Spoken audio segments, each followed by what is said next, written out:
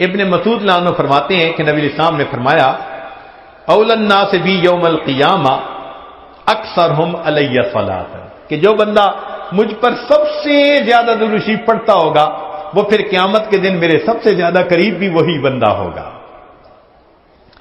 अबू बकर सिद्दीक लानो ने एक अजीब बात फरमाई।